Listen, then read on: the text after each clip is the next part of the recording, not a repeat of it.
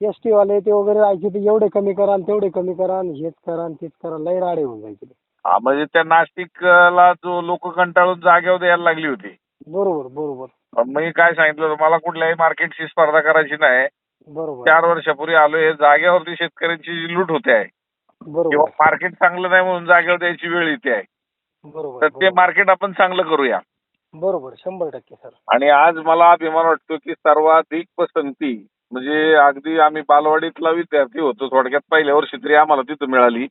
बरोबर आणि जे आता सगळ्या ज्यांची ग्रॅज्युएशन झाल्यात त्या आडतीकडे न जाता आमच्याकडे जर बालवाडीतल्या माणसाकडे म्हणजे तुमच्या अपेक्षा आमच्याकडनं पुऱ्या होत्यात, पण त्याच्यातून आम्ही बदल करत करत आज 4 वर्ष सर्वाधिक आवकीकडं 1 नंबरचा मान ठेवून बरोबर सगळे शेतकरी आकर्षित करणं, व्यापारी आकर्षित करणं आणि बरोबर तेच व्यापारी आपल्याला रेट कमी करत होते, वजन कमी करत होते. त्याच व्यापाऱ्यांना आपण नियमात आणलं आणि तेच तुम्हाला न्याय देत आहेत.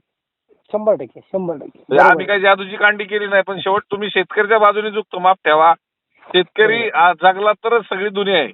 बरोबर हेच सर्वात सत्य गोष्ट आहे. हा, आता शेतकऱ्यांनी नाही पिकवलं तर कोण येणार आहे माझ्याकडं? नाही नाही नाही नाही हा? सगळं डिपेंड आहे शेतकऱ्यांवरती सगळ्या गोष्टी. शेतकऱ्यावर सगळं जग चालतंय, पण शेतकऱ्याचं सगळं हाल. बरोबर बरोबर मग आपण कुठंतरी तो बदल नाशिक पट्ट्यामध्ये जाऊन केल्यामुळं हा आज कुठल्याही गाडीवाल्याला मध्यस्थीला कोणाला रुपया न देता जर आपल्याकडे सर्वाधिक आवक येत असेल प्रीमियम कृषी मार्केटला, बरोबर तर आज लोकांच्या म्हणजे हृदयात स्थान झाले बाबा केडीसी एजन्सी कंपनीकडे आपल्याला जायचं. 100% ना सर. मी आता काय प्रायोरिटी वरती ना मागच्या वर्षी माल घरी यालाच दिला, कुठं जागेवर दिला होता. हा त्याच्या मागच्या वर्षी पण मी आपल्याकडे आणला होता. हा आणि त्याच्यानंतर मग ह्या वर्षी मी विचार केला का मोठी मोठी साईज तोडायची आणि शांततेत मार्केट करायचं. नक्की नक्की नक्की. व्यापाऱ्याला द्यायचं नाही, मागचा माल फुगत राहतो, त्याच्यामध्ये आपला लॉस होणार नाही या हा. गोष्टीचा मी विचार केला. म्हटलं मग मार्केटची काय परिस्थिती चांगली आहे, सुरू राहिली सर. आता हा, सुधारणा उरते ना मार्केटमध्ये आता. पहिली गोष्ट मार्केटला काय होतं, आपण विरळल्यामुळं की आपलं राहिलेल्या फळांची वजन वाढतात. 100% दुसरं, एखादा जर समज आपला एखाद दिवशी मंदीचा गेला तर दुसरा दिवस तेजीचा भेटतो. 100% आणि जागेवर जर तोडलं तर ऊसाची तोडणी होती तसे तो माल फळ तोडून 100% कंडिशन होती. आणि आज लोकांच्या डोक्यात एकच शब्द बसला, विरळून काढायचा. हे डोक्यात कधी शब्द नव्हते. नाही नाही नाही आणि आता मी पुणे पॅटर्नला, इंदापूरला इकडे बुकिंग डोक्यात बसवलेले आहेत. हा हळूहळू आपल्याला टोटल महाराष्ट्रात प्रत्येक आडत्या म्हणून मला बुकिंग करूनच माल बोलवायचा, आपल्याला जेवढं गरज आहे तेवढा. बरोबर बरोबर हे पॅटर्न ज्यावेळेस होईल ना तर खऱ्या अर्थानं शेतकऱ्याला नाही मिळेल सगळीकडे. शेतकऱ्याला नाही तो समृद्ध झाला, सगळ्या गोष्टी आलबेल होणार म्हणायचं. आज मला सांगा 4 दिवस बागेमध्ये माल राहिले काही फरक पडत नाही. काय फरक नाही पडत. बरोबर पण मलाच माहित नाही माझ्या दुकानात किती गाड्या लागणार आहेत. माझी कॅपॅसिटी आहे 5,000ची आणि माझ्याकडे लागली 7-8 हजार किट मंदी. आज माझी दैवयोगाने कॅपॅसिटी नाशिकमध्ये 15,000 कॅरेट येऊन सुद्धा रेट उतरले नाहीत. बरोबर आहे. म्हणजे सर्वाधिक आज महाराष्ट्रात 20-25 हजार कॅरेट आपल्याकडे सगळे मिळून अशा काळात मंदी देतोय तरी आपण सगळ्यांना रेट देतोय. बरोबर आहे ना.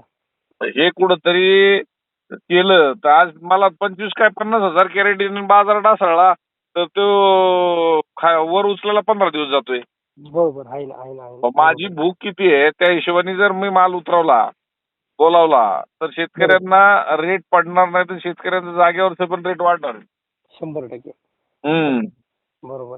त्यामुळे तुम्ही बरोबर नाशिकशी जॉईंट राहा. 100%. नाशिकला तुम्हाला चांगला न्याय मिळण्यासारखी ठिकाण आहे, तिथं फक्त गाडी लवकर घेऊन जा, निवडावं लागतं त्यामुळं. बरोबर. हो, लास्ट टायमिंग किती वाजेपर्यंत पोहोचलं पाहिजे तिथे? रातभर कधी जा तुम्ही, उतरणं चालूच राहील. फक्त तुम्ही जेवढं लवकर जाल तेवढं लवकर निलाव होईल, लवकर निघून याल तुम्ही. बरोबर उशीर झाला तरी काय नाही, आमचं रातभर चालू आहे. बरोबर. हो, कालचं मार्केट काय झालं सर साधारणतः? कालचं मार्केट बऱ्यापैकी 75-80 रुपये गोटीपासून ते 130-40 रुपयापर्यंत रेट जास्त झाले होते. आजचं बघा काय आहे तिथं, पण जनरली ऍव्हरेज जागेपेक्षा व्यापाऱ्यांना, शेतकऱ्यांना जास्त पडतंय असं तिथले रिपोर्ट आहेत, पुण्यातले आहेत. अच्छा. हा, ज्या काल शेतकऱ्याचा 1 नंबर गेला होता त्याला 85 रुपये जागेवर मागत होतं. त्याचा रिजेक्शन समज थोडाफार झाला असता 10% 10 रुपये तरी मार्केट खाल्लेलं असतं, 75 रुपये पडला असता. पण बदल्या सहित खरड्या सहित त्यांना काल 100 रुपये ऍव्हरेज पडले आपल्याकडे. अरे बाप. हो. आता आजचा काय रिपोर्ट मी अजून पाहिलेला नाही. आता सकाळचे दुपारचे 1 वाजलेले आहेत. हा हा पण मला रिपोर्ट मी आता निवांत घेईल थोड्या वेळाने नाशिकचा. पण पुण्याचा तर रिपोर्ट समोरच होता आजचा. मी पुण्यात स्वतः होतो. बर बर बर बर हो हो चालेल सर, मग जातो सकाळी लवकर, म्हणजे सकाळी नाही, रात्रीच हो, रात्री जावा काय अडचण नाही. चालेल सर, चालेल. हो हो हो हो हो हो ठीक. सर, धन्यवाद धन्यवाद धन्यवाद.